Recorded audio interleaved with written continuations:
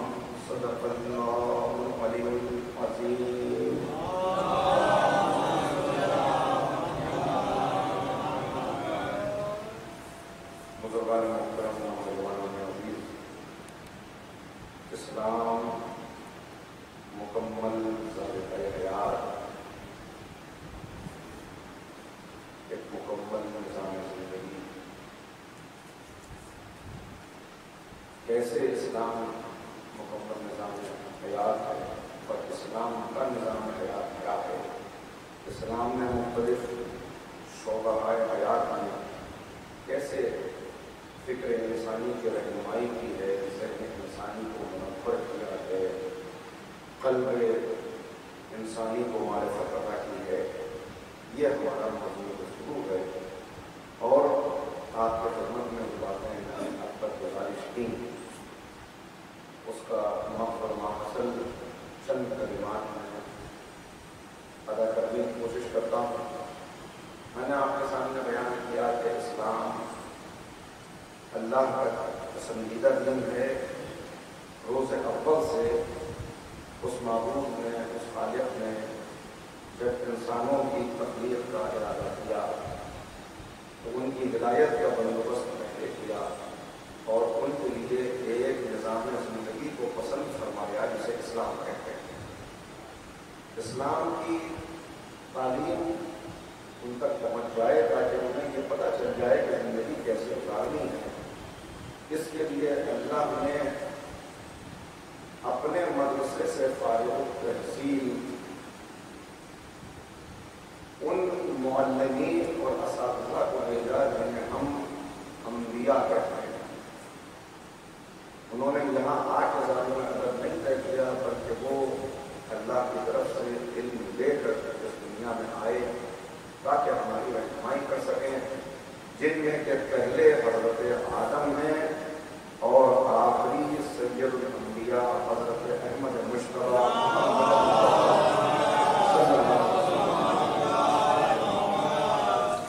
پیغمبر اکرم پر نبوت ختم ہونی تھی کیونکہ آپ آخری پیغمبر تھے، مگر اس کے بعد بھی بشریت کا قافلہ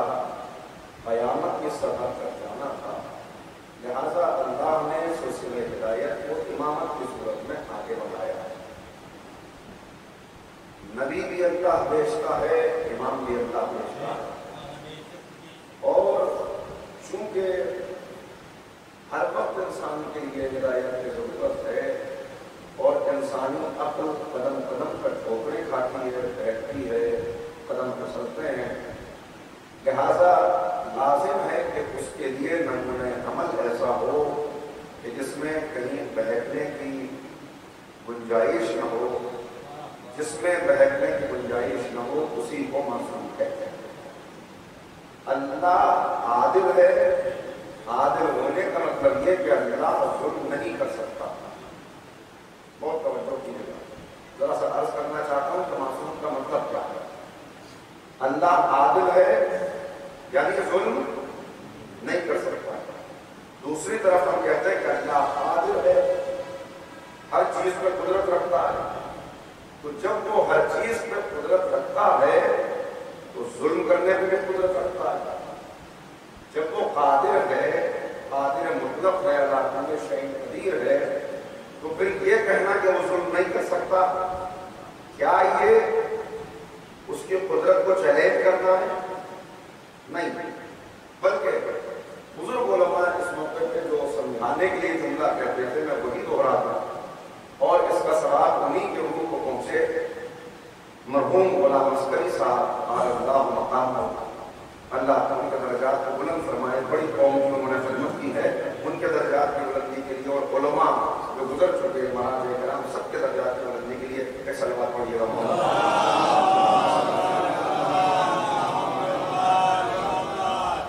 वो बड़ा खूबसूरत पैगाम देते थे कि अल्लाह जुल्म कर सकता है मगर नहीं कर सकता। तो इस पर तवज्जो करें, अल्लाह जुल्म कर सकता है मगर नहीं कर सकता। बिल्कुल इसी तरह मासूम है। अभी वजाहत हो जाएगी जब मैं एक मिसाल दूंगा। बिल्कुल इसी तरह मासूम है। मासूम गुनाह करने पर कादिर है मगर नहीं कर सकता। अल्लाह जुल्म नहीं कर सकता अगरचे कुदरत रखता है। नबी जुल्म नहीं कर सकते अगरचे कुदरत रखते हैं। मासूम जुल्म नहीं कर सकता अगरचे कुदरत रखता है। गुनाह तो बहुत बड़ा जुल्म है। हर गुनाह जुल्म है जो इंसान अपने ऊपर भी करता है और अपने आदियों पर भी करता है जो उनकी हिदायत के बावजूद जुल्म के रास्ते पर चल रहा है। लेकिन चूंकि इस्लामी निज़ाम हयात मुकम्मल तौर पर निज़ाम अदल है, लिहाजा आदिल है अल्लाह, आदिल है उसका नबी, आदिल है इमाम। हर आदि अदालत पहली शर्त। यहां तक कि अगर किसी को इमाम जमाअत मुंतखब करना हो तो वहां भी शर्त अदालत है।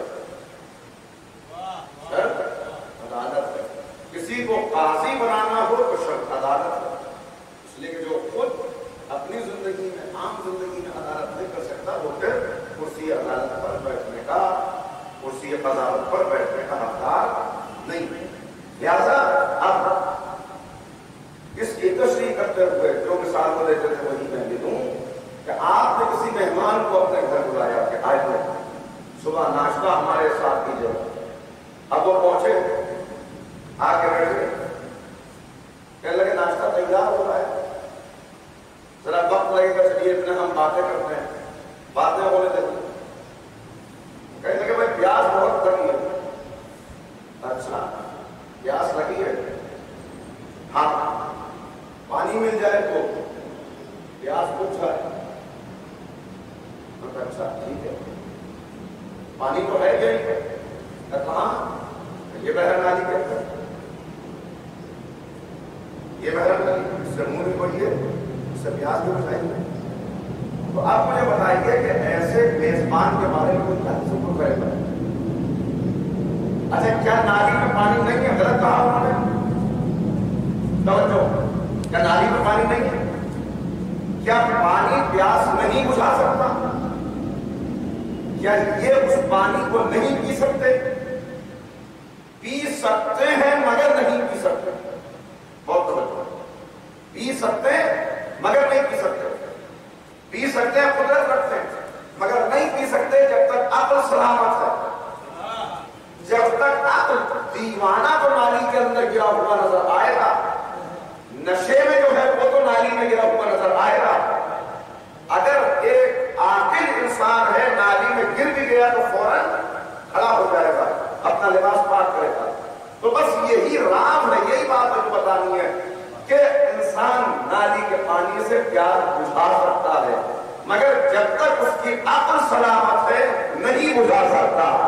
اسی عقل کے کمال کا نام عصمت ہے.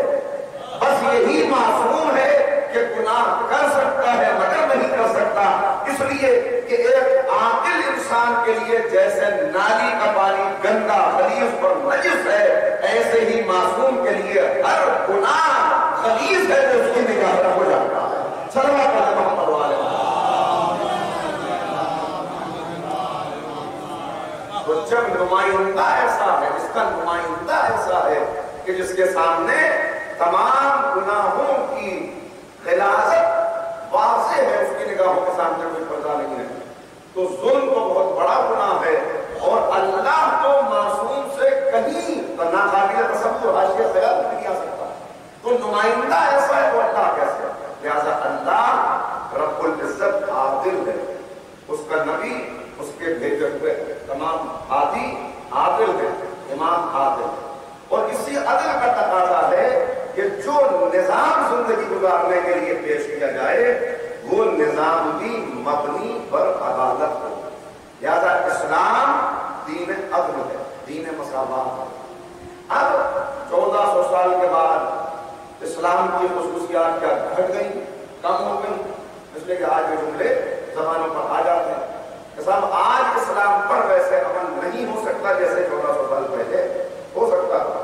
اب مشکلات بہت ہیں, چیلنجز نئے ہیں. 1400 سال پہلے کا دین آج کیسے قابل عمل ہو جائے, 1400 سال پہلے کی کتاب آج کیسے ساری ہدایات دے سکتی ہے, 1400 سال پہلے کا حاجی آج کل کے مسائل کو کیا جانے کہ آج رہنمائی کر سکے.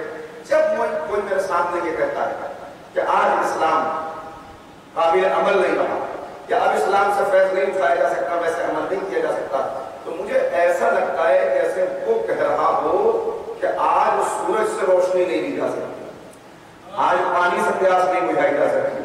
ارے اسلام تو 1400 سال پرانا ہے, سورج تو کروڑوں سال پرانا ہے. اگر کروڑوں سال پرانا سورج آج تک روشنی دے رہا ہے تو 1400 سال پہلے والا اللہ کا دین آج قابل عمل کیسے نہیں رہا؟ جیسے سورج کی روشنی کل بھی موجود تھی, دنیا استفادہ کرتی تھی, پانی کل بھی پیاس بجھاتا تھا, ایسے ہی قرآن کل بھی کتاب خدا ہونے کی حیثیت سے اپنا جواب نہیں رکھتا تھا, اور آج بھی کلام خدا ہونے کی حیثیت سے اپنا کوئی جواب نہیں رکھتا. نبی کریم کل بھی کوئی نبی جیسا رہبر نہیں تھا, آج بھی کوئی نبی جیسا رہبر نہیں ہے, اور قیامت تک کوئی نبی کریم جیسا رہبر پیدا نہیں ہوگا. نبی کے جانشین, نبی کے خلفاء, نہ کل کوئی ان جیسا تھا. میں نے عرض کیا کہ یہ خلفاء بھی ہیں پیغمبر اور ائمہ بھی, نہ کل کوئی ان جیسا تھا نہ آج کوئی ان جیسا ہے. اسلام نہ کل اپنی مثل رکھتا تھا نہ آج. مسئلہ کیا تھا؟ مسئلہ صرف یہ ہے کہ ہر دور کے اندر شیطان کا حملہ پڑتا, جس کے متعلق کل میں نے پورا تفصیل آپ کی خدمت میں عرض کر دی کہ مولا نے کیا فرمایا کہ روز ازل سے لے کر آج تک اور آج سے لے کر قیامت تک یہ دشمن خدا تمہیں دکھاتا رہے گا, اس سے تمہیں ہوشیار رہنا ہے, یہ چوٹیں کرتا رہے گا. اور بار بار قرآن کریم نے کہا لا تتبعوا خطوات الشیطان انہ لکم عدو مبین. دیکھو شیطان کے نقش قدم پر نہ چلنا, اس کی پیروی نہ کرنا, اس کے قدموں پہ اپنا قدم نہ جما دینا, اس لیے کہ یہ تمہارا کھلا ہوا دشمن ہے. بات واضح.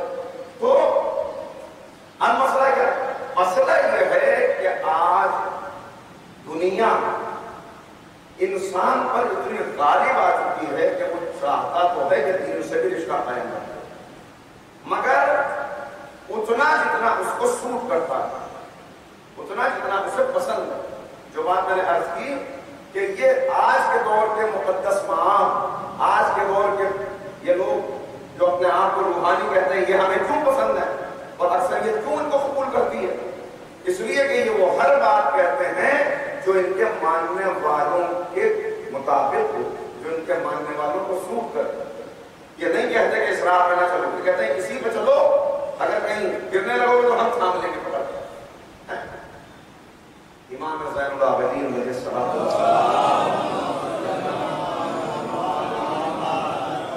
امام کی جو دعائیں ہیں اس میں امام کسی طرف اشارہ کرتا ہے، اللہ اکبر، اے میرے معبود مجھے اپنے غیر کے حوالے نہ کر دینا، مجھے اپنے غیر کے حوالے نہ کر دینا، مجھے وہ آنکھ نہ دینا جس میں حیا نہ ہو، وہ دل نہ دینا جس میں تیرا خوف نہ ہو، وہ نفس نہ دینا جس میں قناعت نہ ہو، وہ شکل نہ دینا جو سیر نہ ہو سکے، وہ سماعت نہ دینا جو اس سے دور لے جائے، وہ غذا نہ دینا جو تیرا نافرمان کر دے، وہ صحت نہ دینا جو تیرے مقابلے پہ کھڑا کر دے۔ اے معبود میں رو رہا ہوں، اس خوف سے رو رہا ہوں کہ تم مجھے اپنے غیر کے حوالے نہ کر دے، میں رو رہا ہوں، کیوں رو رہا ہوں؟ اب کی لذیذ لہری، میں اپنے قبر کی تنگی پہ رو رہا ہوں، اب کی ظلمت قبری، میں قبر کی تاریکی پہ رو رہا ہوں۔ اے میرے اللہ میں کیوں نہ رو، کیسے نہ رو؟ میں رو رہا ہوں قبر کی تاریکی پر، میں رو رہا ہوں گناہوں کا بوجھ لے کے اٹھنے پر، میں رو رہا ہوں قبر سے پلٹنا محشور کیے جانے پر، میں رو رہا ہوں کہ اس دن جب کوئی کسی کا حال جاننے والا نہ ہوگا، اس وقت یہاں تک لانا تھا میں مجھے آپ کو، اس دن روشن چہرے والے میری طرف کیوں متوجہ ہوں گے، جبکہ وہ تو نجات پا چکے۔ تاریخ چہرے والے میری طرف متوجہ ہوئے تو مجھے فائدہ کیا پہنچائیں گے؟ اس لیے کہ ان کی تو اپنی ہی نجات نہ ہوگی، وہ مجھے کیا فائدہ پہنچائیں گے؟ نہ آج مجھے غیر کے حوالے کرنا، نہ اس روز مجھے اپنے غیر کے حوالے کرنا، مجھے وہ رزق نہ دینا۔ اگر یہ بیماری جس میں مبتلا ہوں، اس بیماری سے صحت ملنا تیری نافرمانی تک پہنچانے کا سبب بن جائے تو مجھے صحت نہ دینا، بیمار رکھنا۔ اگر یہ رزق کی تنگی جس میں مبتلا ہوں تیرے قریب کرتی ہو اور رزق کی فراوانی اس سے دور لے جائے تو مجھے فراوانی رزق نہیں چاہیے، مجھے تنگی رزق میں مبتلا کرنا۔ یہ آقا پتا ہے کہ کیا علاج کیا ہے، مسئلہ کیا ہے؟ مسئلہ یہ ہے کہ تمہیں وہ نفس مل گیا ہے جس میں قناعت نہیں ہے، وہ آنکھ مل گئی جس میں حیا نہیں ہے، وہ دل مل گیا جس میں خوف خدا نہیں ہے۔ نتیجہ یہ ہے کہ آج اسلام قابل عمل نظر نہیں آتا، آج ایسا لگتا ہے اسلام عمل کے لائق بن جائے گا جب ہم اس میں اصلاح کر دیں گے۔ بعض لوگ ہیں جو کہہ رہے ہیں اس میں اصلاح کی گنجائش ہے، اصلاح کی گنجائش ہے، قرآن کریم سے آیتیں کچھ نکال دی جائیں تاکہ وہ موجودہ صدی کے لیے قابل عمل ہو جائے، اسلام سے کچھ احکام ہٹا دیے جائیں تاکہ وہ آج ہمارے لیے قابل عمل ہو جائے۔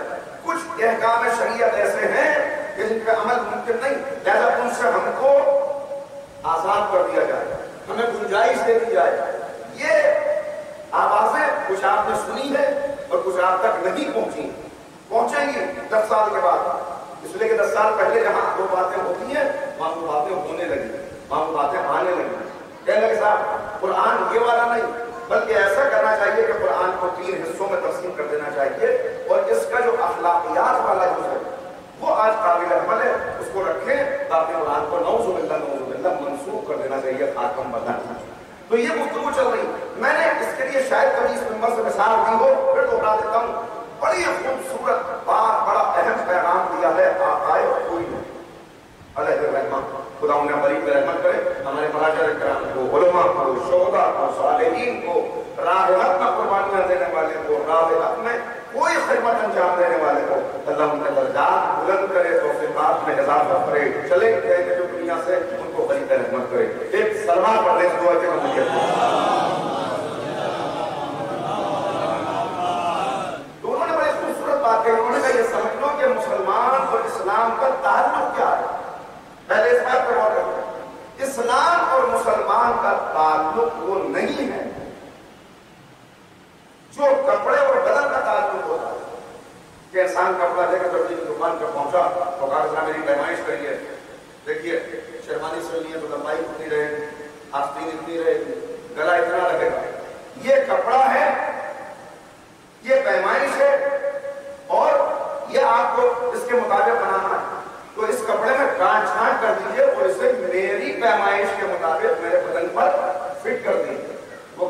اسلام کا مسلمان کا یہ تعلق نہیں ہے کہ مسلمان چاہے کہ اسلام کو کاٹ چھانٹ کے میرے بدن پہ فٹ کر دیا جائے جیسے میں لباس خرید لیتا ہوں.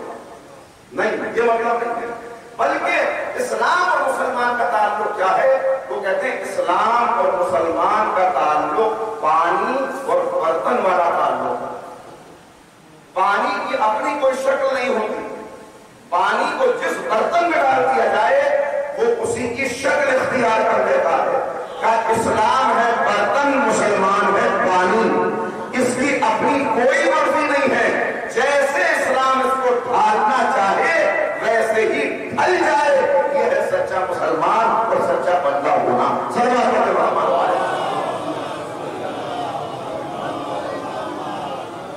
مل کے پورا سلوات پڑھیں. یہ کیا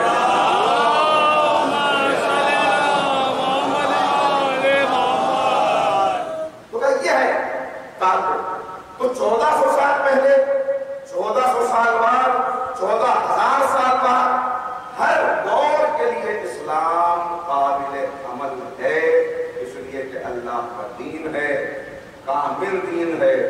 وہ دین ہے جس کو اللہ نے سند دے دی. الیوم اکملت لکم دینکم واتممت علیکم نعمتی ورضیت لکم الاسلام دینا. جسے اللہ نے سند دے دی، سند مل گئی کہ اللہ راضی ہے، نعمتیں تمام ہیں، دین کامل ہے. اب اس میں نہ کسی کی گنجائش کی ضرورت ہے اصلاح کی، نہ اس میں کسی تراش کی ضرورت ہے. بس اگر اس کے مطابق چلنا ہے تو آؤ، اسلام کا راستہ کھلا ہوا ہے، اسلام کا دائرہ وسیع ہے، آ جاؤ اس کے اندر. نہیں چلنا چاہتے نکل جاؤ اس دائرے سے. اللہ کو پرواہ نہیں ہے، اللہ کو پرواہ نہیں ہے. اس لیے کہ اللہ نے حجت تم پر تمام کر دی. فَعَلْهَمَهَا فُجُورَهَا وَتَقْوَاهَا. پہلی چیز ہم نے تمہارے ہی اندر دونوں طاقتیں رکھی. تو تم یہ کہہ ہی نہیں سکتے، کیا سمجھ نہیں سکے، جان نہیں سکے. ہر انسان جانتا ہے کہ نیکی کیا ہے، برائی کیا ہے، پہچانتا ہے اس کو. یہ اور بات ہے کہ دنیا کے مفادات کے پیش نظر جان بوجھ کر برائی پر اچھائی کا لباس پہنانا چاہے.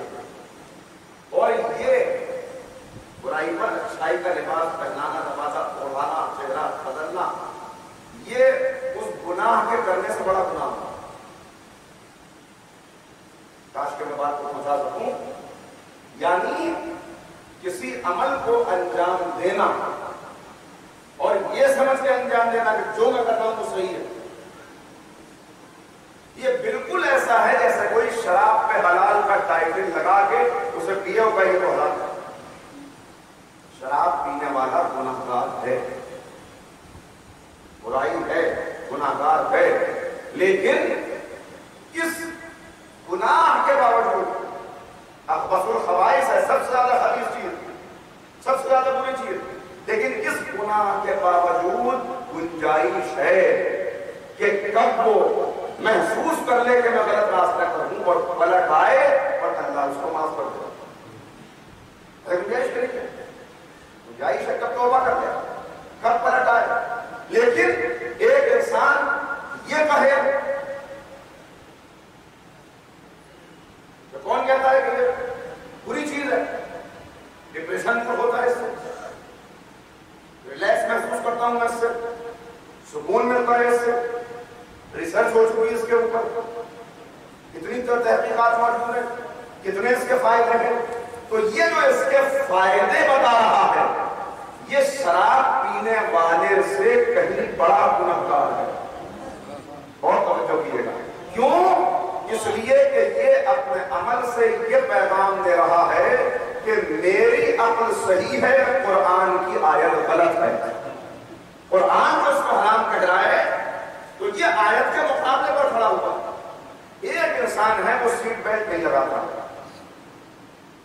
گاڑی بڑھتی چلی جا رہی ہے، اس نے دیکھا دور سے کہ پولیس والے کھڑے ہیں، اس نے بیلٹ لگا لی. ان کے احترام نہیں لگائی تھی اتنی دیر تک، لیکن لگا لی، کم سے کم قانون کا احترام کیا تو بچ گیا. کوئی نہیں پوچھے گا اتنی دیر کیوں نہیں لگائی، اب تو لگی ہوئی ہے نا، بچ گیا. نہیں لگا رکھی تھی، روک لیا گیا.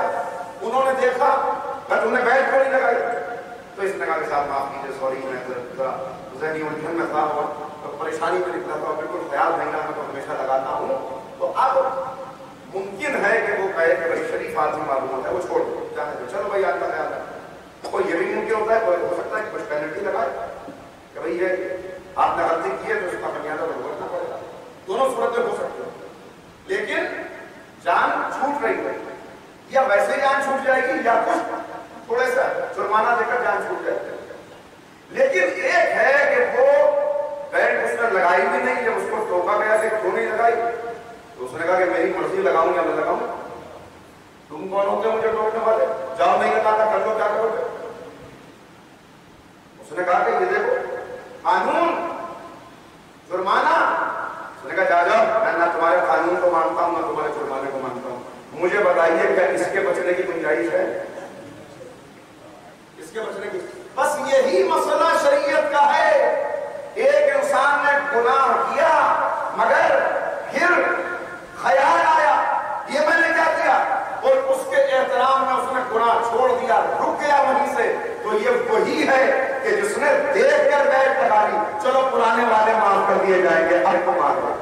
دوسرا ہے کہ جس نے نہیں لگائی مگر سوری فیل کر لیا، یہ وہ ہے جو گناہ کر کے تو پہنچا مگر اب اس نے کہا کہ ہاں مجھ سے غلطی تو ہو گئی تھی مالک، میں نے غلطی تو یہ کی ہے، ہو سکتا ہے اس کی نیکیاں اتنی زیادہ ہوں کہ اس کی اس غلطی سے درگزر کر دیا جائے، ہو سکتا ہے اللہ کہے کہ غلطی کی ہے تو جاؤ پہلے جہنم میں جاؤ، اس غلطی کی سزا برداشت کرو، اور جب اس کی سزا پوری ہو جائے گی تب تم کو واپس ہم جنت میں داخل کر دیں گے. لیکن ایک جو ہے جو اس کا باغی بن کے کھڑا ہوا ہے کہ ہاں نہیں مانتے تمہارے قانون کو، نہیں مانتے اسلام کو، نہیں مانتے اس حکم کو، ہم تو کریں گے اور دیدہ دلیری کے ساتھ کریں گے. بغاوت بتائیے اس کے لیے کوئی گنجائش ہے؟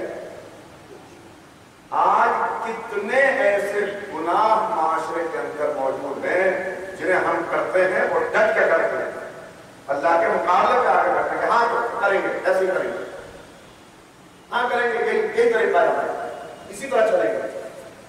کتنے آپ کو یقین نہ آئے. لیکن ایک جگہ میں تقریر کر رہا تھا، اتفاق سے کوئی بات میوزک کے اوپر آتا، لڑنے کے لیے آ گئے صاحب بات میں، یہی ہندوستان کی بات ہے، باہر کی نہیں ہے. باہر تو کہیے اکثر ہوتا ہے کہ آپ نے بیان کیا اس کی لاجک بتائیے، ہر چیز میں لاجک تلاش کر رہے ہیں، اس کی لاجک بتائیے، ڈرنک کو کیوں منع کیا اس کی لاجک بتائیے، جھوٹ بولنے کو کیوں منع کیا اس کی لاجک بتائیے، جھوٹ بولنے سے تو فائدہ ہوتا ہے تو اس کی لاجک بتائیے کیا. وہ ہر چیز میں لاجک تلاش کرتے ہیں، پر لڑتے تو نہیں ہیں، کوشش کرتے ہیں سمجھنے. یہاں لڑنے بھی آ جاتے ہیں، لڑنے کے لیے آگے کہ صاحب یہ بتائیے کہ کیسے جو ہے میوزک کے لیے آپ یہ کہہ سکتے ہیں. اور میں نے کہا میں نہیں کہہ رہا ہوں، معصوم کہہ رہے ہیں، میں نہیں کہہ رہا ہوں، قرآن کہہ رہا ہے، میں نہیں کہہ رہا ہوں، نبی کریم کہہ رہے ہیں. تو وہ مجھے تحریر دکھانے لگے، پیپرز نکال کے لائے بہت سارے، کہنے لگے دیکھیے یہ اتنے امراض ہیں جن کا علاج ہو رہا ہے، اس سے اتنے امراض کا علاج اس سے ہو رہا ہے. یہی ہے قانون کے مقابلے پر کھڑا ہو جانا، اسی کو کہتے ہیں بغاوت. کہ آپ اللہ کے قانون کو نہ مانیں اور یہ سمجھے کہ میں غلطی کر رہا ہوں، گنجائش ہے، گنجائش ہے. لیکن اپنی بھائی یہی مسئلہ تو تھا، سارا مسئلہ یہی تھا. وہ جو کفار قریش سامنے کھڑے ہوئے تھے وہ یہی تو کہہ رہے تھے کہ اللہ کو تم ہی ملے تھے نبی بنا کے بھیجنے کے لیے. ایک یتیم کو نبی بنا کے بھیج دیا، اس کے پاس کوئی اور نہیں تھا، کسی اور کو نبی بنا کے بھیجا ہوگا ہم مان لیتے. یہ ساری چیزیں کیا تھیں؟ یہ ان کا یہی قانون کے مقابلے میں آ جانا تھا. یہ چیلنج نبی کو نہیں کر رہے تھے، اللہ کے انتخاب کو کر رہے تھے. اس لیے کہ نبی نے خود کو نبی نہیں بنایا، اللہ نے نبی بنا کر بھیجا تھا مقابلے پر کھڑے تھے. اور دوسری طرف یہودی تھے، وہ کیا کہہ رہے تھے؟ وہ تو انتظار کرنے والے تھے. شاید میں نے عرض تفصیل سے کیا کسی موقع پہ کہ وہ یہودی جو مدینے میں رہتے تھے، دو بڑے قبیلے، تین بڑے قبیلے، بنی قریظہ، بنی قینقاع اور بنی نذیر. یہ تینوں قبیلے یہودی تھے. دو قبیلے مسلمان تھے، دو قبیلے عرب تھے، کفار بت پرست. وہ دو کون سے تھے؟ وہ دونوں جو بعد میں مقابلے پر آئے، اوس اور خزرج. یہ 5 قبیلوں کی آبادی والا شہر تھا مدینہ. بس فرمائی ہے۔ مکہ ایک قبیلے کا شہر ہے، قریش، مکے میں جتنے تھے سب قریش تھے۔ اصلاً باہر سے کسی کو آ کے رہنا ہے مکے میں وہ پہلے ان سے اپروول لے، پہلے ان سے اجازت لے، ہمارا شہر ہے دنیا کے رہنے والے ہیں، کسی نے اجازت دے دی، ذمہ داری لے دی کسی نے کہ بھائی میری ذمہ پہ اس کو دے دو، تو وہ وہاں پہ آ کے رہ سکتا ہے، ورنہ رہنا ایک قبیلے۔ مدینہ 5 قبیلوں کا شہر، ان 5 میں 3 یہودی۔ یہ یہودی کون؟ یہ عرض کر چکا ہوں شاید پہلے، اس لیے صرف اس وقت اشارہ کر رہا ہوں۔ یہ یہودی کون؟ جن کے آباء و اجداد اپنا وطن چھوڑ کر کھجوروں والے شہر کی تلاش میں آئے تھے، اس لیے کہ انہیں معلوم تھا کہ آخری نبی کو کھجوروں والے شہر میں آنا ہے، ہم اس کی نصرت کریں گے، ہم اس کے دست و بازو بنیں گے، ہم اس کے مخالفوں سے جنگ کریں گے، اس لیے آئے تھے، اس لیے آئے تھے۔ انہیں معلوم تھا نبی آئے گا، ان کے پاس ایک نبی کا کرتا موجود تھا، شاید جناب یحییٰ کا کرتا تبرکن، جو ان کی نسلن بعد نسلن چلا آ رہا تھا، اور انہوں نے اپنی کتابوں میں پڑھ رکھا تھا کہ جب وہ نبی اس دنیا میں آنے والا ہوگا، وقت قریب آئے گا تو اس سے کچھ مہینوں پہلے یا کچھ سالوں پہلے اس کرتے کے اندر خون کے دھبے ابھرائے گئے۔ جناب یحییٰ شہید ہے، شہید کا کرتا کہ یہ خون کے دھبے جب تازہ خون آ جائے تو سمجھ لیں کہ وہ آ گیا، تازہ خون آ گیا، انہوں نے سمجھ لیا کہ نبی آ چکا ہے یا آنے والا ہے۔ اور جب پیغمبر نے دعویٰ نبوت کیا تو سب سے پہلے انہوں نے ہی مخالفت کی۔ تو مخالفت کی وہی قانون خدا کے مقابلے پر بڑا ہونا۔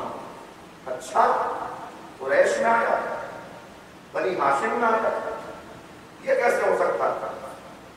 نبی تو ہماری نسل میں آتے ہیں، ہم بنی اسرائیل ہیں، ہماری نسل میں، یہ بنی اسماعیل میں نبی کیسے آ گیا؟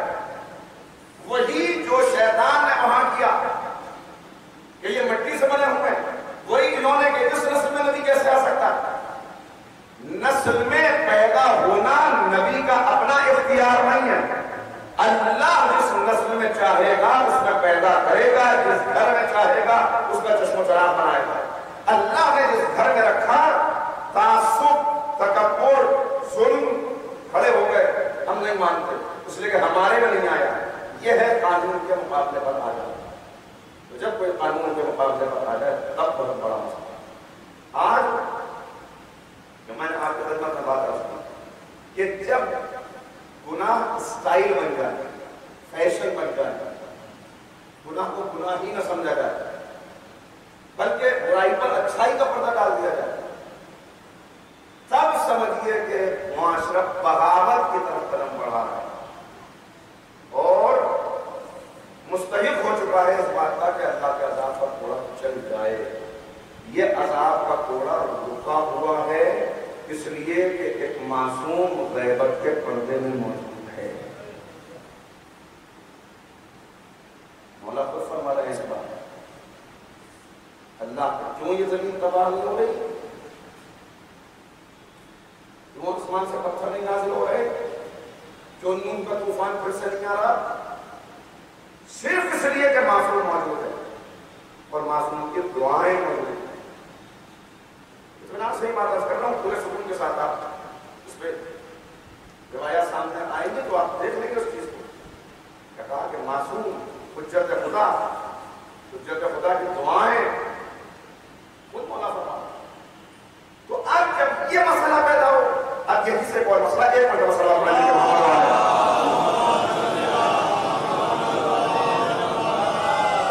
اگر بہت زیادہ آپ کے نظروں میں بات نہ ہو گئی ہو، مجھے احساس ہے کہ بہت سخت گفتگو چل رہی ہے، تو ایک سر بات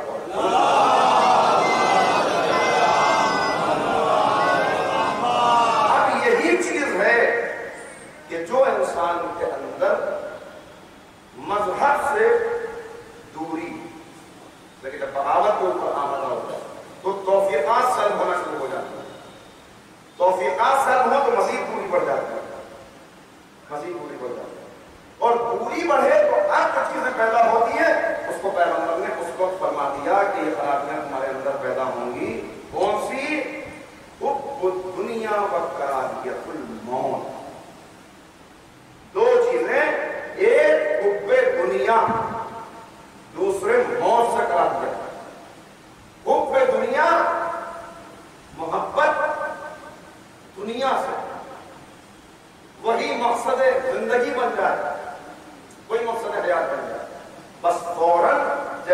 حب دنیا اور یہ حب ذات اور یہ حب شخصیت انسان کے اندر پیدا ہو جائے اور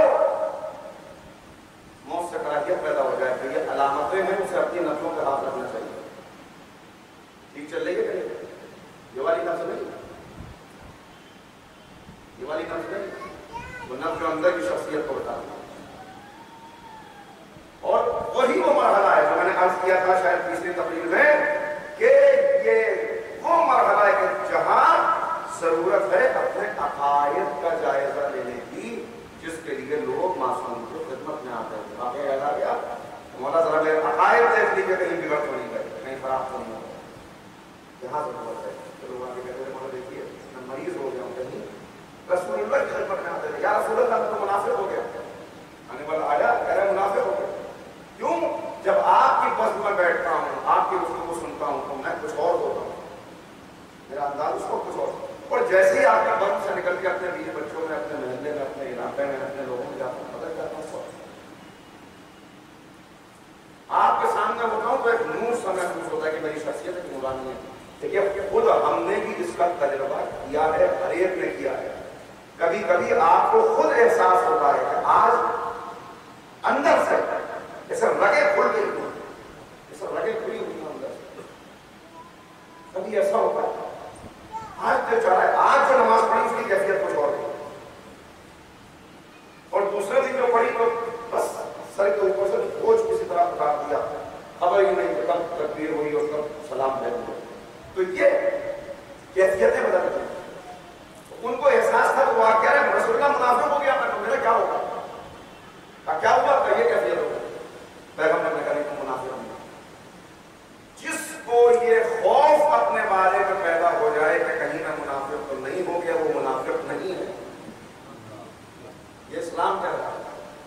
اور جو اپنے متعلق یہ سمجھ لے کہ میرا اس سے کیا تعلق، وہی منافق ہے. میں کچھ بھی اپنی طرف سے نہیں کرتا، ایک لفظ بھی اپنی طرف سے، الفاظ میرے ہیں لیکن سب ترجمانی کر رہا ہوں احادیث میں. جو اپنے بارے میں یہ خیال کرتا رہے کہیں میں منافق نہ ہو جاؤں تو منافق نہیں ہے، اس لیے کہ اس کو احساس ہے. اور جو بالکل اس سے مطمئن ہو جائے. تمام جب اللہ نے اعلان کیا، میں نے عرض کیا تھا کہ وہاں امتحان کہہ کے لیے جاتے ہیں کہ امتحان لیا جاتا ہے. جناب تعلق بتا رہے ہیں نہر کے ذریعے سے امتحان ہوا. اللہ نے کہا ان قریب آسمان کے رہنے والوں میں سے ایک ایسا ہے جو ہمارا نافرمان بن جائے گا.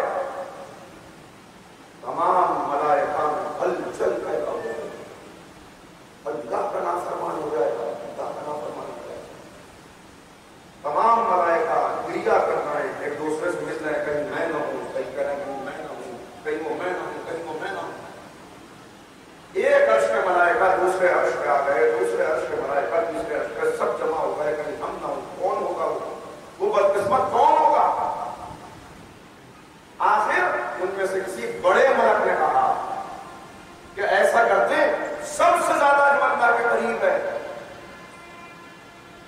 اس کے پاس جاتے ہیں،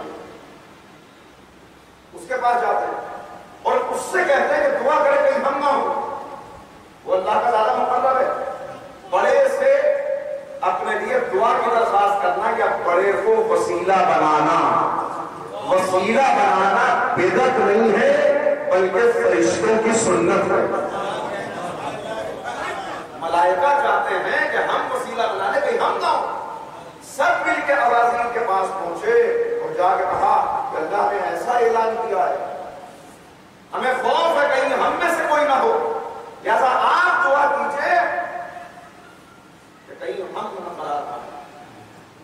بس یہی پہچانا جاتا ہے کہ کون فرشتہ ہے کون شیطان ہے. اس نے اپنے ہاتھوں کو اٹھایا اور کہا پالنے والے راندہ بارگاہ جو قرار پانے والا ہے تیرا نافرمان جو ہے ان فرشتوں میں سے کوئی نہ ہو.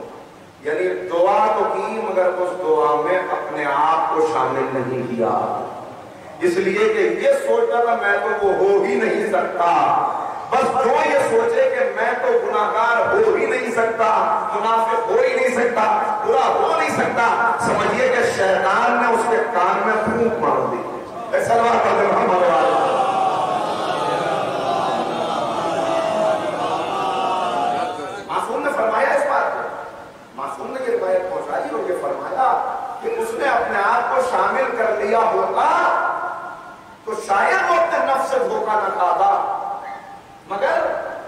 اسی وقت سے وہ پہلے سے موجود تھا، وہ بیج وہ تخم تو موجود تھا جو بعد میں درخت بن گیا۔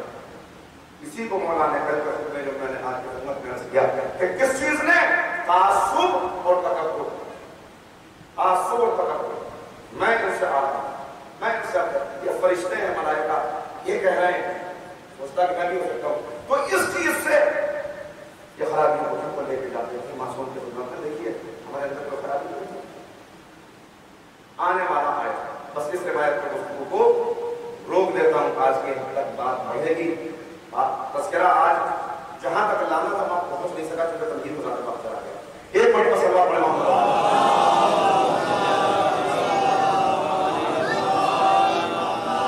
ایسے ہی ایک آنے والا جو آتے تھے معصومین کی خدمت میں، پیغمبر کی خدمت میں آیا، یا رسول اللہ موت کا نام سنتے ہی میرے بدن کے رونگٹے کھڑے ہو جاتے ہیں، میں بے چین ہو گیا، خراب ہو جاتا ہوں، بہت ڈرتا ہوں موت سے۔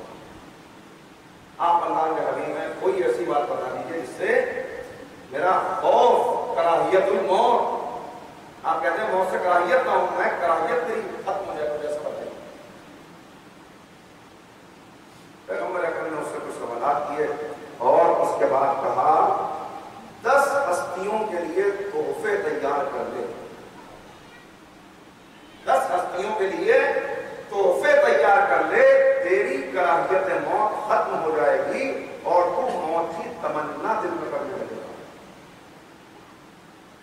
10 ہستیوں کے لیے تحفے، اب جتنا وقت ہوگا اتنا بیان کر دیں کا پہلا تحفہ ملک الموت کے لیے تیار کر، اور جو ہر تحفہ پیغمبر نے بتایا یہ پورا ایک پیکیج ہے جو پیغمبر کا، ہر تحفے کے اندر 4 چیزیں ہیں، اگر ہر کی 4 بیان کروں تو 40 چیزیں بنے گی، 40 نہ آپ یاد رکھ سکتے ہیں نہ میرے بیان کرنے کا کوئی اس وقت فائدہ ہوتا ہے، لہٰذا میں ایک چیز بیان کرتا ہوں، ایک جو پیغمبر نے بیان کیا، ہر ایک کے لیے ایک تحفہ تیار کر۔ پہلا تحفہ ملک الموت کے لیے تیار کر کہ یا رسول اللہ وہ کیا تحفہ ہے؟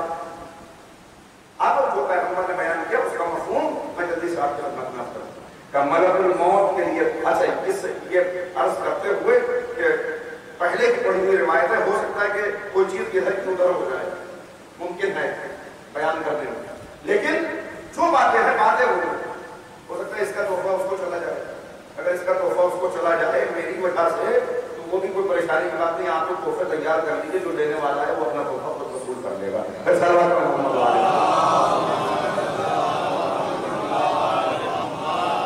یہ میں نے اس لیے عرض کر دیا کہ کبھی کبھی حافظے پہ بھروسہ کر کے جو چیزیں بیان کی جاتی ہیں تو کئی مرتبہ اس میں بھول بھی سکتا ہے۔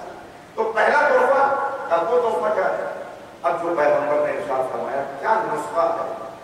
کہا کبھی تنہائی میں بیٹھ جا، دنیا سے اپنا دل ہٹا، اپنا دل اپنے معبود سے لگا کر غور کر کے کس کس نے تیرے اوپر ظلم کیا، کس کس نے تیرے ساتھ زیادتی کی، کس کس نے تجھے ستایا۔ لیکن مشکل کام ہے، بہت مشکل، انسان بیٹھے غور کرے کہ کس کس نے ستایا، یہ تو آسان ہے، اس لیے کہ زخم جو ہے وہ انسان کو بڑی جلدی ہرے ہو جاتا ہے، یاد رہتا ہے اس نے ایسا کہا تھا، اس نے ایسا کہا تھا، باوجود اس کے کہ انسان کا حافظہ کمزور ہے، اس کے حافظے میں زیادہ چیزیں نہیں رہتی، مگر ایسی باتیں خوب یاد رکھتا ہے۔ تو کہا یاد کر، غور کر، اور پھر جس جس نے تجھے ستایا، جس جس نے تیرے ساتھ زیادتی کی ہو، بس رب کی بارگاہ میں ہاتھوں کو اٹھا کے کہے کہ اے معبود تیری خاطر میں ان کو معاف کرتا ہوں، تو مجھے معاف کر، میں ان کو معاف کرتا ہوں تو مجھے معاف کر۔ معافی دینا، معاف کرنا کسی کو جو ہم بھول چکے ہیں، معاشرے کی بڑی خرابی، چھوٹی سی بات ہو تو انتقام کا جذبہ دینا ہے، اس نے ایسا کیا تو مجھے ایسا کرنا ہے، اس نے یہ کیا ہے تو میں یہ کر کے رہوں گا۔ معاف کرنا، معاف کرنا، معاف کرنا، رحم کرو اپنے چھوٹوں پر تاکہ رحم کیا جائے تم پر۔ واقعہ شاید سنایا ہو، خطبہ دے رہے ہیں پیغمبر اکرم، وہ خطبہ دیتے ہوئے صدقے کی فضیلت بیان ہو رہی ہے کہ صدقے کی کتنی فضیلت ہے، پورا خطبہ صدقے کی فضیلت پر ہے، راج خدا میں عطا کرنا، صدقہ کرنا، انفاق کرنا۔ تمام اصحاب معرفت سے دل لبریز کھڑے ہوئے، پیغمبر نے اتنی صدقے کی فضیلت بیان کی، ہمیں صدقہ دینا ہے، عمل کرنا ہے پیغمبر کی اس حکم پر۔ ایک صحابی تاریخی شب میں مصلی پر بیٹھا ہوا آنسو بہا رہا، میرے نبی نے آج صدقے کا حکم دیا، اتنی فضیلت بیان کی، مگر میں بدقسمت اس فضیلت سے محروم رہ جاؤں گا، چاہتا ہوں کہ میں بھی صدقہ دوں مگر کیا کروں، جیب ہے ہی نہیں مالے دنیا میں سے کچھ صدقہ دے سکتا، بیٹھا ہوا رو رہا، پھر جیسے کسی نے کوئی اندر سے کوئی روشنی سے چمکتی ہے، ایک دم سے کچھ خیال آیا اور کہا کہ معبود میرے پاس دینے کے لیے مال دنیا میں سے تو کچھ نہیں، میں تیری بارگاہ میں اپنی عزت کا صدقہ پیش کرتا ہوں، میں اپنی عزت کا صدقہ، عزت کا صدقہ کیا؟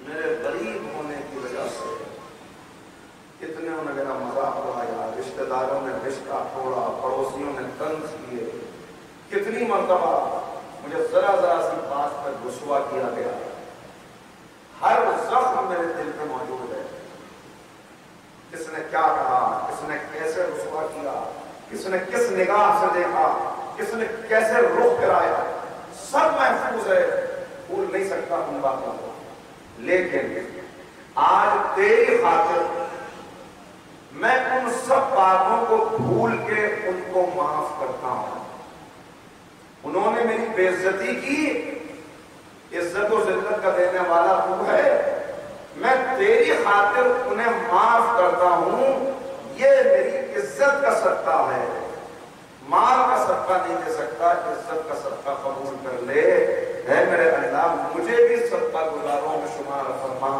اگلے دن بس میں پیغمبر سجی ہوئی تھی، اصحاب بیٹھے ہوئے تھے، نبی نے پوچھا تم نے عمل کیا؟ یا رسول اللہ اونٹ صدقہ کیا، یا رسول اللہ بکرا کیا، دمبا دیا، ہر ایک بتا رہا ہے بڑھ چڑھ کے میں نے یہ دیا، میں نے وہ دیا، وہ خاموش سر جھکائے کونے میں بیٹھا ہے، پیغمبر نے کہا تم نے کیا کیا؟ یا رسول اللہ قابل ذکر نہیں ہے، میرے پاس کچھ نہ تھا مال دنیا میں سے جو دیتا، میں نے اللہ کی رضا پانے کے لیے اپنی عزت کا صدقہ پیش کیا۔ بس کس نے یہ بات بیان کی، نبی رحمت کی آنکھوں سے آنسو گرنے لگے، کہا اسے دیکھو اللہ نے اسے سب سے بڑا صدقہ گزار شمار کیا، صدقہ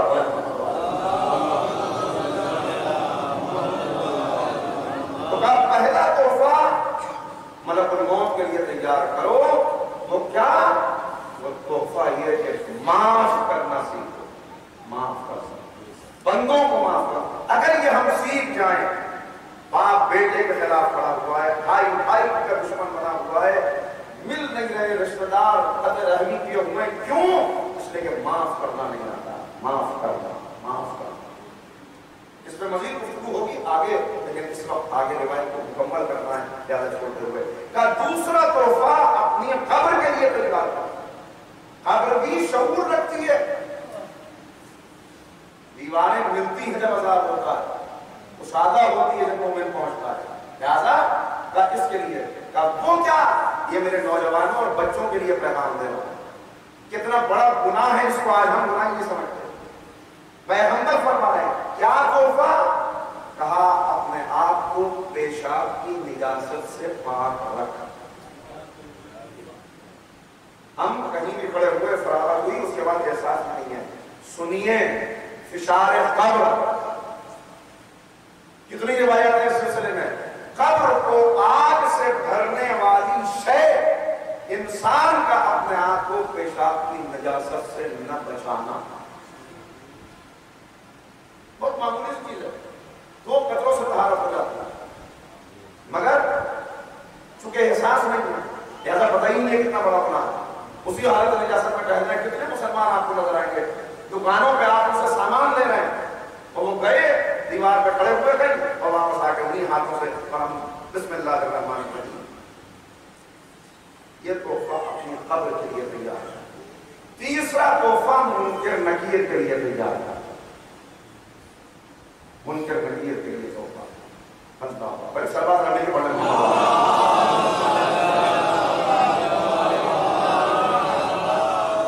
منکر نکیر کے لیے تحفہ نہیں ہوگا. کیا تحفہ ہے؟ چونکہ کون سے فرشتے ہیں یہ؟ جواب صحیح تو ٹھیک ورنہ عذاب کے فرشتے ہیں. لہذا اب بتایا جا رہا ہے اس دنیا میں اپنے غصے کو ضبط کرنا.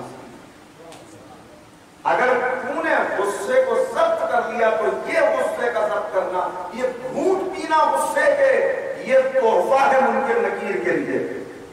چونکہ تو نے اپنے غضب کو خدا کے خاطر ضبط کر لیا، لہذا وہ بھی تجھ پہ غضب نہیں کریں گے. یہ تیرا غضب کا اپنے غضب کو اپنے غصے کو ضبط کرنا ان کے لیے تحفہ کرا ہے. چوتھا تحفہ تیار کر پولیس صراط کے لیے.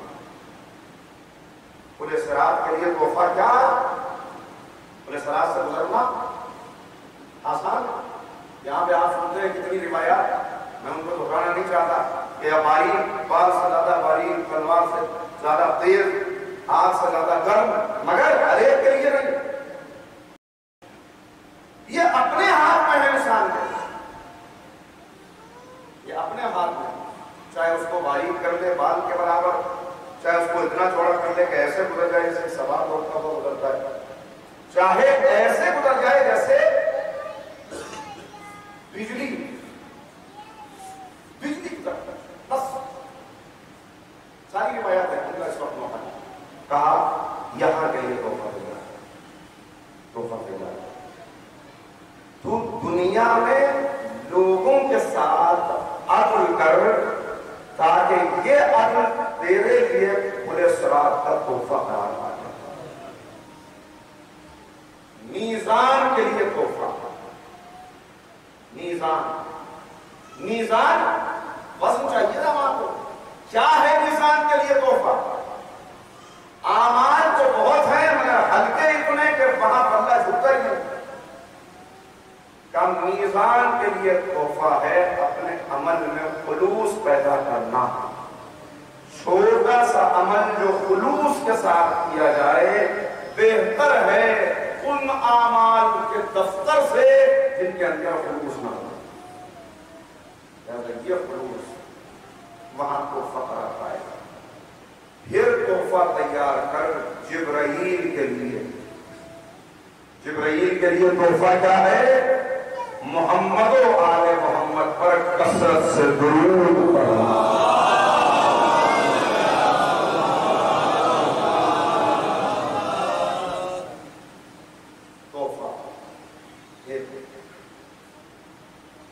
اگلا تحفہ داروغہ جنت کے لیے. داروغہ جہنم کے لیے داروغہ جہنم کے لیے تحفہ. داروغہ جہنم کے لیے کیا تحفہ ہے؟ داروغہ جہنم کے لیے تحفہ لے کر جا تاکہ وہ راضی ہو جائے. داروغہ جہنم کے لیے کیا تحفہ ہے؟ جہنم جلنے کی جگہ ہے.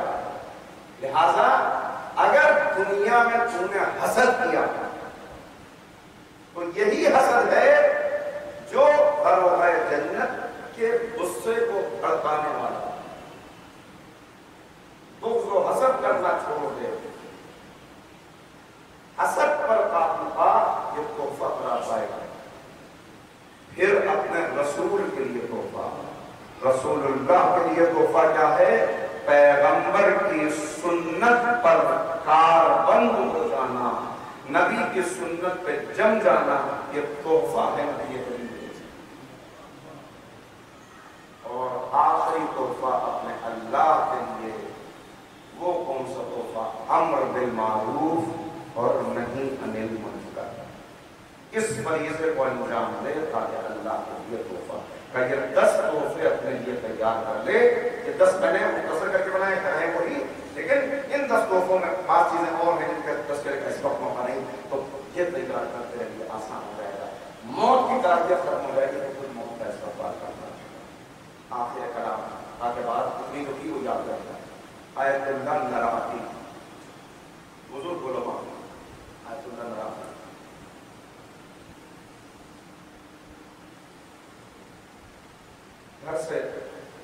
گھر کے اندر موجود ہیں, سب کا روزہ ہے. مختصر کیا ماں باپ اس لیے چھوڑا, سوچا اس لیے کہ شارٹ کر کے صرف آپ کو پیغام بتا دیا. سب روزے سے سوچا آ کے کہتی ہیں کہ آج کے سال کے لیے گھر میں کچھ نہیں, آپ کو بندوبست کریں. انہوں نے کہا اچھا, یہ کہہ کے گھر سے باہر نکلے, مگر ایک تو خالی ہے کہاں سے بندوبست کریں, بس سوچتے ہوئے چلے. لیکن مشکل اوقات ہے انسان کے لیے, وہ مشکل مراحل ہیں, اس میں ایک یہ بھی بتایا گیا مشکلات ہیں ہمارے سامنے. اپنے والدین کی قبر پہ پہنچ کر فاتحہ کا تحفہ پیش کر کے ان کو وسیلہ بناؤ کہ وہ تمہارے لیے اللہ کی بارگاہ میں دعا کریں. والدین جو دنیا سے جا چکے ان کے قبر, لہذا کچھ دیر پریشانی کے عالم میں رہتے رہے, پھر وعلیکم السلام میں تشریف لے آئے, اپنے والد کے قبر پہ فاتحہ ہو اور کچھ دیر وہیں تلاوت کے لیے بیٹھ گئے. کیا میرے بس میں تو کچھ ہے نہیں, کوئی ایسی تدبیر سمجھ نہیں آتی. کچھ دیر گزری ہوگی کہ جنازہ دفن ہونے کے لیے آیا. عرب کا مزاج آنے والے بڑی جلدی میں تھے. انہوں نے دیکھا کہ ایک سید بزرگ بیٹھے ہوئے ہیں, ایک انسان عادل. انہوں نے کہا کہ قبر میں اتارا جنازے کو, اور اس کے بعد ان سے کہنے لگے کہ بھائی ہم کو بہت جلدی واپس جانا ہے, ہمارے پاس اب وقت نہیں ہے, یہ آپ کے ذمہ ہے کہ آپ اس کو باقی چیزیں اس کو پوری. اب واجب کفائی ہے, چلے گئے وہ تو ان کے اوپر ذمہ کھڑے ہوئے کہ یہی مرضی خدا ہے. آئے قبر کے اندر تلقین پڑھا, چہرہ اس کا قبلے کی طرف کر, جیسے ہی قبر میں اترے اس کا چہرہ قبلہ رخ کیا تو دیکھا اس کی قبر میں ایک دروازہ کھلا ہوا ہے. ایک دروازہ کھلا, یہ اس دروازے میں اب ظاہر ہے کوئی عام آدمی ہوگا نہ وہ یہ مناظر دیکھ سکتا ہے, نہ اس کے اندر کتنی ضرورت پائی جاتی ہے, مگر صاحبان بصیرت میں پہلی تقریر یاد ہے کہ مولانا نے فرمایا اللہ نے ہر ایک کو 4 آنکھیں عطا کی, 2 یہاں 2 یہاں, جس کی یہاں کھل کر دروازہ نظر آیا, داخل ہو گئے اس دروازے اندر. دیکھا بڑا عالیشان باغ ہے اور اس میں ایک محل تھا. بس محل کے اندر داخل ہو دیکھا گیا بڑا سا تخت ہے, اس کے اوپر ایک شخص نورانی چیزیں مدد ہے. گئے بیٹھ گئے, ایک مرتبہ ہیلپ کر رہے کہ کون ہے آپ, یہ اس کی شان ہے. لیکن معصوم نے فرمایا امام زین العابدین علیہ الصلوۃ والسلام فرماتے ہیں کہ تمہاری قبر یا جہنم کے گڑھوں میں سے کوئی گڑھا ہے یا جنت کے باغوں میں سے کوئی باغ ہے, بس تیسری کوئی صورت نہیں. یا جنت کا گڑھا قرار پائے گی یا جنت کا باغ. انہوں نے استقبال جو بیٹھا ہوئے اس نے استقبال کیا, آئیے سے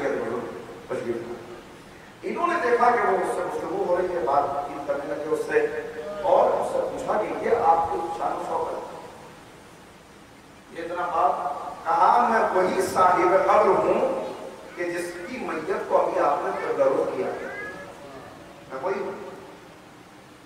یہ میری برزخی زندگی کا آغاز ہو چکا ہے. دنیا میں نے جو اچھے اعمال کیے ہیں یہ اس کا نتیجہ جو آپ دیکھ رہے ہیں. تبھی انہوں نے دیکھا کہ اژدہا آیا اور آ کر ان کے انگوٹھے کو چبانے لگا, جس کی اذیت سے وہ پہلو بدل گیا. پھر وہ اطلاع چلا گیا. پھر کچھ دیر کے بعد آیا 2-3 مرتبہ ایسا ہوا تو انہوں نے کہا کہ جب آپ یہ باغ, یہ محل, یہ درخت, نعمتیں, یہ اژدہا کیسا ہے؟ تو انہوں نے کہا کہ میں نہیں دیکھتا اپنی زندگی میں کوئی برائی, مجھے تو یاد نہیں ہے. ہاں ایک واقعہ چھوٹا سا مجھے یاد ہے, محسوس ہوتا ہے کہ یہ اسی کا نتیجہ ہے. میری برزخی زندگی کا جو انسان کی آغاز ہو گیا اسی وقت سے کہ جب ملک الموت کو اس نے دیکھ لیا, کہا یہ جو آپ یہاں تشریف لائے ہیں, آئے ہیں یہاں تک, یہ میری دعا کا نتیجہ ہے. واقعہ صرف مجھے یاد ہے، وہ بھی کوئی ایسا بڑا واقعہ نہیں لیکن شاید یہ اسی کا عذاب ہے۔ ایک دکان پر میں کچھ سودا دینے کے لیے پہنچا تو دکاندار اور ایک کسٹمر میں جھگڑا ہو رہا تھا۔ وہ کہتا تھا کہ میرے 600 باقی ہیں اور وہ کہتا تھا آپ کو غلط یاد ہے 500 باقی ہیں۔ یہ ان میں بات چل رہی تھی، تکرار ہو رہی تھی۔ دکاندار اس بات پہ اصرار کر رہا تھا کہ 600 ہیں اور وہ اس بات پہ اصرار کر رہا تھا کہ 500 ہیں۔ کل میں نے یہ سوچا کہ اس میں اختلاف ہو رہا ہے، میں ان کا فیصلہ کرا ہوں۔ میری ایک شخصیت تھی وہاں پر، ایک میرا تقوی کی وجہ سے، ان کی وجہ سے، لہٰذا میں نے ان سے کہا کہ بھائی اختلاف کیوں کرتے ہو؟ تم 500 کہتے ہو، یہ 600 کہتا ہے، 550 پہ معاملہ طے کر دو۔ تو وہ تیار ہو گیا 550 لینے پر، اس نے دے دیے۔ کا دکاندار میری شخصیت کی وجہ سے کچھ کہہ تو نہ سکا، لیکن شاید وہ دل سے اس معاملے پر راضی نہیں تھا اور مجھ سے اس کے حق میں ناانصافی ہوتی۔ وہ راضی نہیں تھا شاید، اور میری وجہ سے بس اس کے علاوہ مجھے اور کوئی بات نظر نہیں آتی۔ یہ دکان ہے، یہ دکاندار ہے۔ میں نے جو درخواست کی وہ اس لیے کہ آپ اس دکاندار کے پاس جائیں اور اس سے کہنے کہ وہ مجھ سے راضی ہو جائے، ورنہ جب تک اس کا عذاب ختم نہیں ہو جاتا یا شفاعت اہل بیت حاصل نہیں ہو جاتی، میں اس اژدہے کے عذاب سے بچ نہ سکوں گا جب تک وہ راضی نہ ہو جائے۔ آپ سے درخواست ہے۔ یہ کہہ کے کہا کہ یہ جانے لگے، رخصت ہونے لگے، تو کہا کہ آج آپ کے گھر میں افطار کے لیے کچھ نہیں ہے، میری طرف سے یہ تحفہ قبول ہے اور کچھ چاول انہیں دیے۔ چاول آئے اور باقی چیزیں انجام دی، اپنے گھر پہنچے۔ تو اب یہ بیان کرتے ہیں کہ وہ چاول جب گھر میں پکائے گئے تو ایسی مہک، ایسی خوشبو تھی کہ محلے کے لوگ پوچھنے کے لیے آنے لگے کہ آج آپ کے گھر میں کیا پکا؟ ایسی خوشبو تھی۔ کہا کہ میں اگلے دن تلاش کرتا ہوا چلا تو دکان پر پہنچا، جا کے اس سے کہا، اس نے کہا مجھے تو یہ واقعہ یاد نہیں ہے، لیکن ہاں یہ بات ضرور ہے کہ یہ میں اپنے معاملات میں اپنے اس میں بہت حساب کتاب بڑا اپنا صحیح رکھتا ہوں، لہٰذا کبھی ایسا نہیں ہوا کہ مجھ سے کوئی غلطی ہوئی ہو۔ اگر میں 600 کہتا تھا تو یقیناً میرے 600 ہی تھے، لیکن میں معاف کرتا ہوں۔ میں نے اگر میری وجہ سے یہ عذاب ہے تو اللہ اس کو موقوف کرے۔ بیان فرماتے ہیں کہ جب بھی ہم چاول پکاتے تھے وہ ختم نہیں ہوتے، جتنے نکالتے تھے پھر بھی اتنے موجود رہتے۔ کا ایک زمانے تک میرا یہ مسئلہ حل ہو گیا جب کہ اس کی فکر ہی نہیں ہے کہ پکے بنتا، اس لیے کہ وہ چاول موجود ہیں۔ کا ایک مرتبہ ایک مہمان آئے ہوئے تھے، ان کی ضیافت میں وہی چاول پکے، اتنے لذیذ تھے کہ وہ مہمان کی زوجہ میری زوجہ سے پوچھنے لگی اور پیچھے پڑ گئی رس میں دے کر کہ بتاؤ یہ چاول کہاں سے لیے، یہ اتنے لذیذ غذا تم نے کیسے بنائیں گے؟ کہ وہ نہ وشواس سوال کر سکی، انہوں نے بیان کر دیا، جس کے نتیجے میں اس دن وہ چاول ختم ہو گئے۔ یہ ہے انسان کی برزخی زندگی جس کا میں نے ایک اشارہ کیا، تفصیلات انشاءاللہ موقع آپ آگے عرض کر دوں۔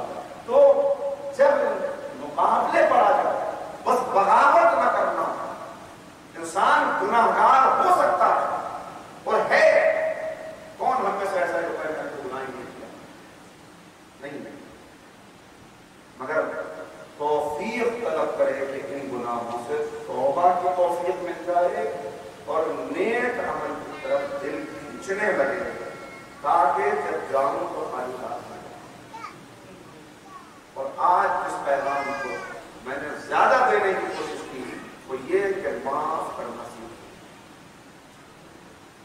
معاف کرنا سیکھیں، اس لیے کہ ان کے ماننے والے ہیں ہم کہ جن کا شعار ہے معافی دینا۔ فاتح مکہ بن کے پیغمبر پڑھتے ہیں اور کہنے والے کہہ رہے ہیں الیوم یوم الملحمہ، آج جنگ کا دن ہے، انتقام کا دن ہے، بدلہ لینے کا دن ہے۔ پیغمبر نے اس کے ہونٹوں پہ ہاتھ رکھ کے کہا الیوم یوم المرحمہ، آج رحمت کا دن ہے، آج معافی کا دن ہے۔ جو ابو سفیان کے گھر میں چلا جائے اس کے لیے معافی، جو خانہ کعبہ میں پناہ لے لے اس کے معافی، جو اپنے گھر کا دروازہ بند کر کے بیٹھ جائے اس کے لیے معافی، جو ہمارے پاس آ کے معافی طلب کرتے اس کے لیے معافی، کسی سے بدلا نہیں۔ وہ گھر جس میں پیغمبر مکے میں رہتے تھے جو آپ سے چھوڑایا گیا، آپ کے آباء و اجداد کا گھر تھا، دشمنوں نے قبضہ کر لیا تھا پیغمبر کو، مجبور کر کے ہجرت کے لیے نکال کر پیغمبر واپس آئے، لوگوں نے کہا آپ کا گھر جو غاصب تھا، قبضہ کیا تھا، اس نے کہا آپ کا گھر کا نہیں، جو چیز ہم سے ظلمن لے لی جاتی ہے پھر ہم سے چھوڑ دیا نہیں چاہیے، معافی معافی اہل بیت کی شان ہے معاف کر دیں، اہل بیت کی شان ہے معاف کر دیں، اللہ سے معافی طلب کریں تو اہل بیت کا واسطہ دے، پالنے والے ہمارے پاس تو وہ جگر نہیں ہے کہ ہم اپنے مخالفین کو معاف کر سکیں، مگر ان کا وسیلہ دے کے اس سے معافی طلب کرتے ہیں جو خون کے پیاسوں کو بھی معاف کر دیا کرتے ہیں، جو خون کے پیاسوں کو بھی معاف کر دیا کرتے تھے۔ یقیناً ہم ان کے چاہنے والے ہیں نا، آج اس محبت میں یہاں بیٹھے ہیں نا، اسی محبت میں آئے ہیں، صبح کو اپنی نیند ترک کر کے اپنے کام چھوڑ کر یہاں سے سب دوڑیں گے، کوئی دکان کی طرف جائے گا، کوئی بزنس کی طرف جائے گا، کوئی اپنے کاموں میں، سب موجود ہیں، کیوں؟ یہ حرارت ہے، حرارت، کون سی حرارت؟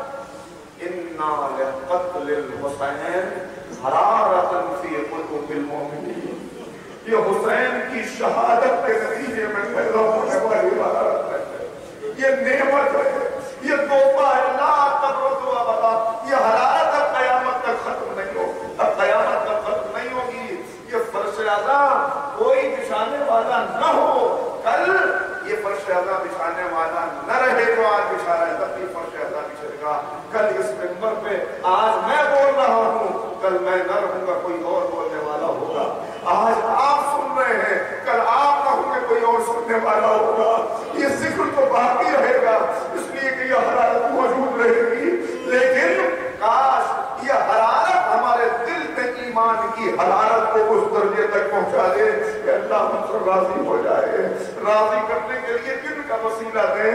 پالنے والے اس کا وسیلہ دیتے ہیں جس نے حر جیسے دشمن کو معاف کیا، جو اپنے بچوں میں پانی بند کرنے والوں کو معاف کر سکتا ہے، وہ اپنے نام پہ آنسو بہانے والوں کو، تبرک دینے والوں کو، تقسیم کرنے والوں کو کیوں نہیں معاف کر سکتا؟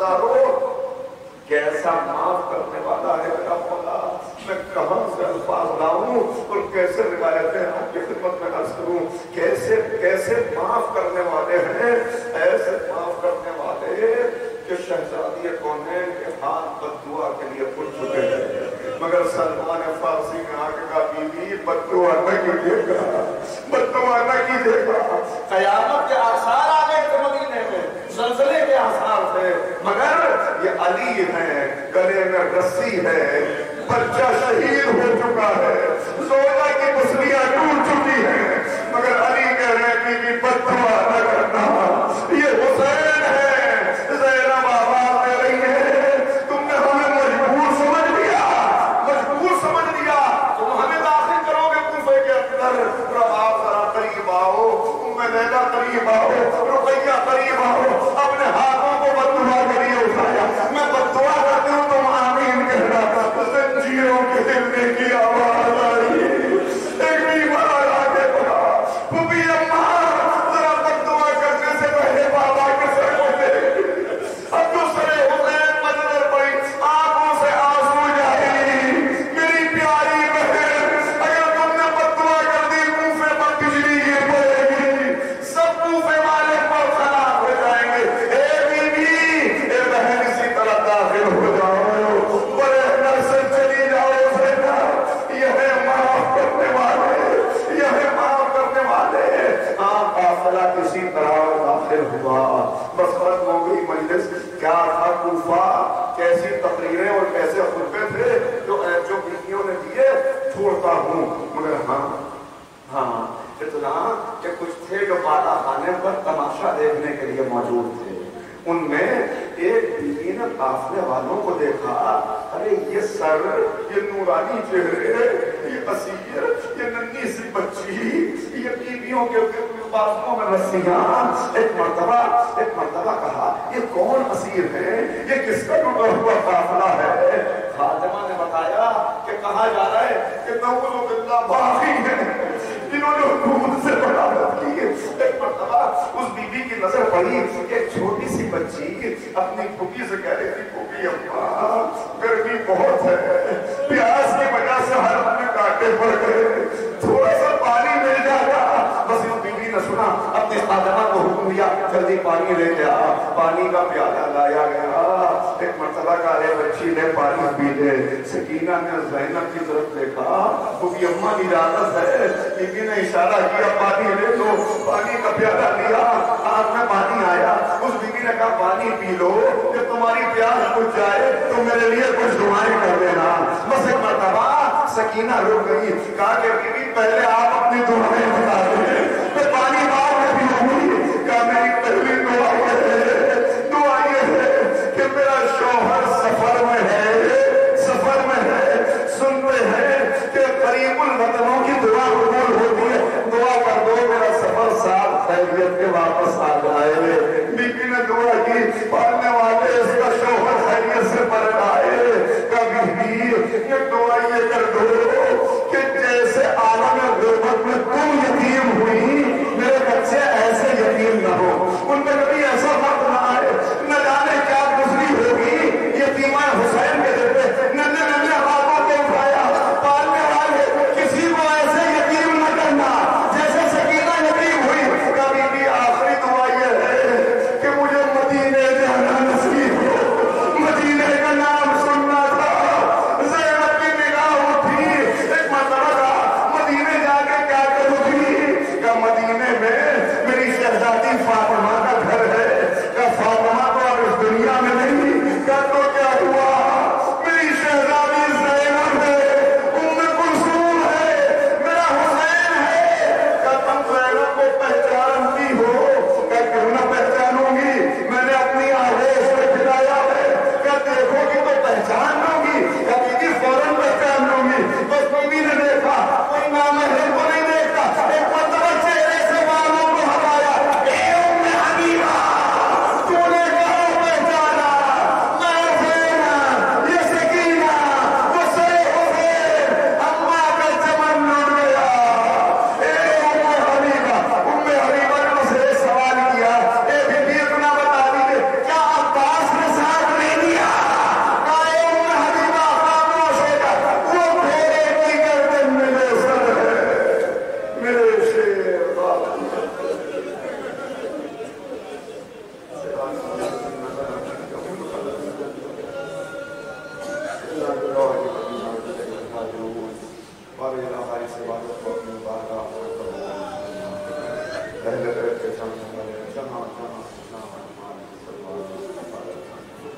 ہمارے آنکھ اس کردار کو اس لائق کر دے کہ اہل بیت رسول ہم سلابی و دشمن ہو. ہمارے علاقہ ہمارے آپسی اختلافات و انتشار کو اتحاد میں بنا دے. ہمارے علاقہ ہمارے دلوں میں دوسرے کے لیے اگر شکایت ہو, اگر کدورت ہو تو اس کدورت کو دور فرما دے. ہمارے علاقہ جو بیمار ہوں میں شکایت آنے رہا ہوں, جو مفروض ہیں ان کے قرضوں کو خیر سلام فرمائے. معمول جو بزرگ تشریف فرمائے ان کو قوت و توانائی اور کل امت عنایت فرمائے. جوانوں کو دین کا سرمایہ قرار دے. بارہ علاوہ جو مومنین گزشتہ مجالس میں اس فرش اعضاء پر موجود تھے اور اس سال ان کی موجودگی نہیں ہے, بارہ علاوہ ان کے درجات کو بلند فرمائے. بارہ علاوہ جو مومنین اس وبا میں مبتلا ہو کر ہم سے رخصت ہو گئے, جہاں جہاں بھی وہ اس دنیا سے گئے ہیں, بارہ علاوہ ان کے درجات بلند فرمائے. معبود امام کے ظہور میں راضی ہمیں امام کے اثار ایمان شمار فرما. ایک مرتبہ سورہ حمد اور 2 مرتبہ اخلاص کی تلاوت فرما کر سید سردار حسین, آمنہ خاتون, یاور حسین, مسرور جہاں, سجاد حسین, سرفراز حسین, سہیب رضوی, طاہرہ خاتون, ولایت حسین اور اپنے اپنے مرحومین و مرحومات و کل ارواح مؤمنین و